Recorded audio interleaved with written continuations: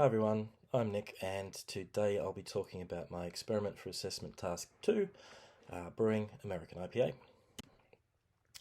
So this project, the aim of this project was to create two variants of a fermented product, which in my case is American IPA, capture the outcomes of that fermentation, explain what the variants brought to each version of that product, and then reflect on the outcomes and the key learnings. So what is beer? Beer is a fermented product made with water, malted grains, hops, and yeast. The first real definition of beer was created in 1516 with the German beer purity law, or the Reinheitsgebot, that defined that only these four products could be used in a beer. In the centuries since, many other products are now used in beer production, but the four basic building blocks haven't changed. So what's American IPA? It's a hoppy, bitter, moderately strong pale ale, showcasing American or New World hops. The balance is hop forward with a clean fermentation profile, dryish finish, and clean supporting malt, allowing a creative range of hop character to shine through. My aim with this beer was to create a fairly traditional American IPA with high bitterness and a strong fruity aroma and flavour.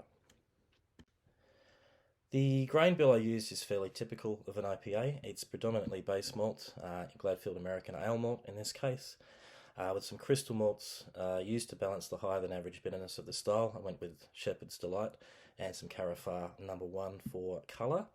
I used the hops that I had on hand, all of which have characteristics of tropical fruits and stone fruits, as well as being reasonably high in alpha acids to boost the bitterness without too much harshness.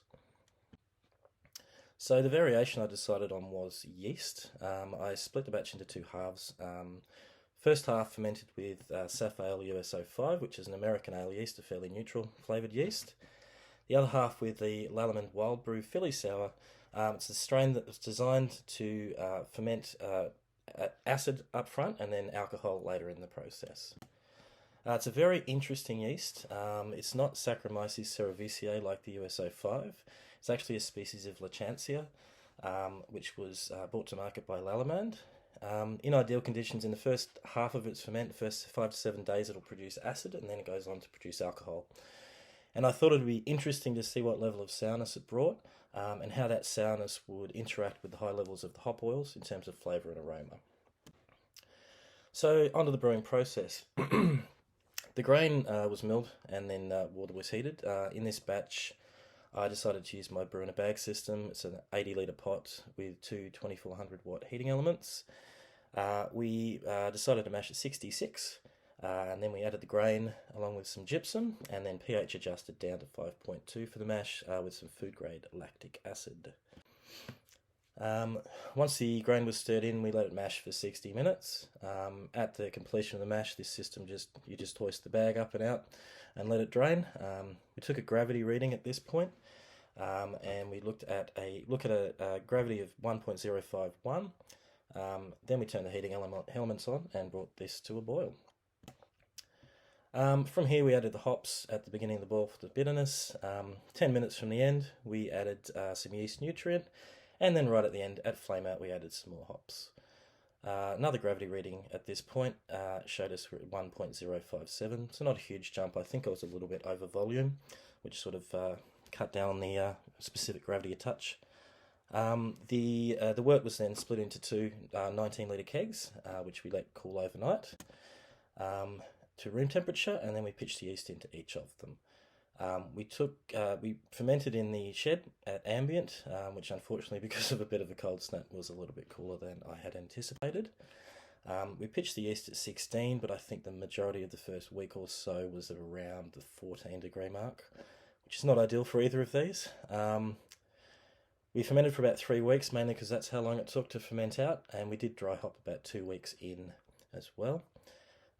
We did warm the fermenters up to 24 for about a week to clean up any diacetyl and other off flavours and aromas that were produced.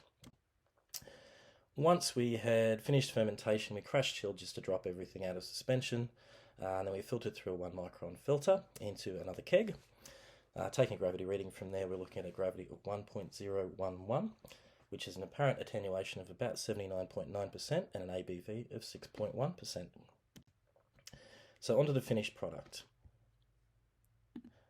So on the left here we've got the USO5 batch, and on the right we have the Philly Sour batch.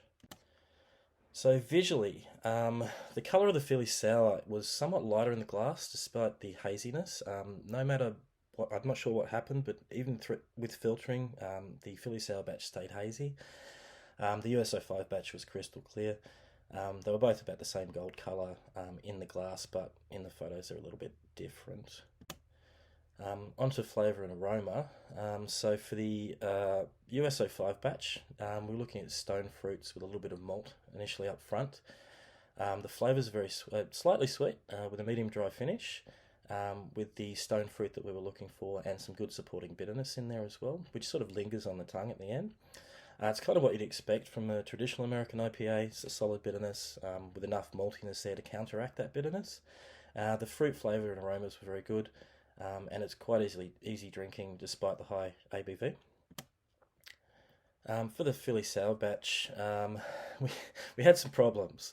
I think it's gone fairly wrong here. The bitterness was harsh, and the fruity notes and aroma, the fruity flavour and aroma were taken over by an unpleasant earthiness, sort of reminiscent of a wild yeast infection.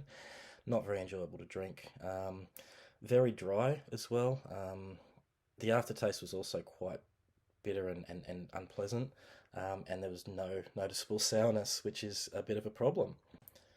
So just as a quick comparison here for the key attributes, despite the fermentation issues, they both had fantastic head retention. It means the brewing process was pretty solid. The varying bitterness levels between the brews was quite interesting. You'd expect the beer with the lighter body to be more bitter, but it was actually the other way around. This might be due to the different yeasts, I'm assuming so. The lack of the hop character in the Philly Sour was quite disappointing. There was nothing really on the palate when you swallowed it. It just sort of faded to that unpleasant earthy note that it was not very nice at all. We did a quick pH analysis as well, pre-ferment and after ferment. The pre-fermentation is pretty spot on. We were aiming for 5.2 in the mash, so 5.1 with my cheap meter is pretty close. The clear fault here is that the Philly Sour should be in about the mid-3 range, and we're sitting at 4.5, so not noticeably sour at all. So what went wrong?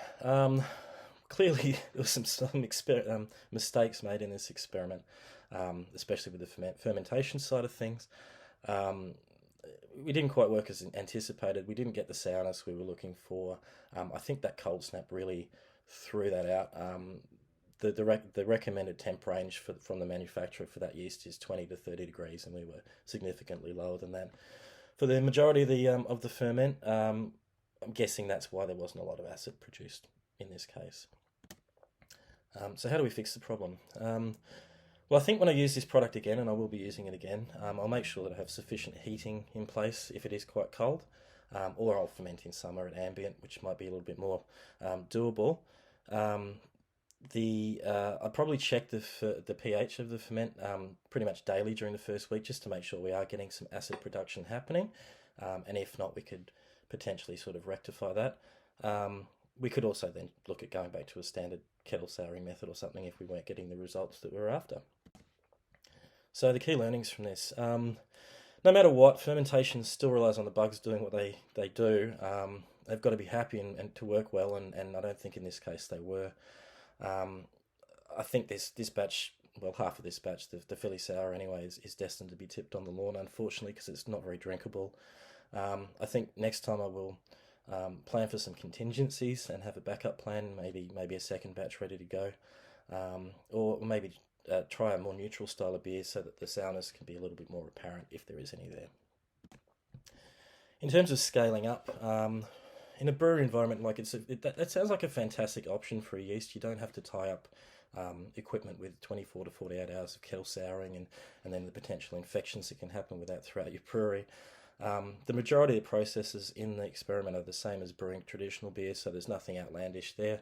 I think the only issue with scaling up is to keep in mind that recipe scaling is not linear. So often when you're scaling from a small batch to a large batch, you'll have to adjust quantities a little bit, depending on what your system is. Thank you for listening. I hope I've provided some insight into what the experiment was all about.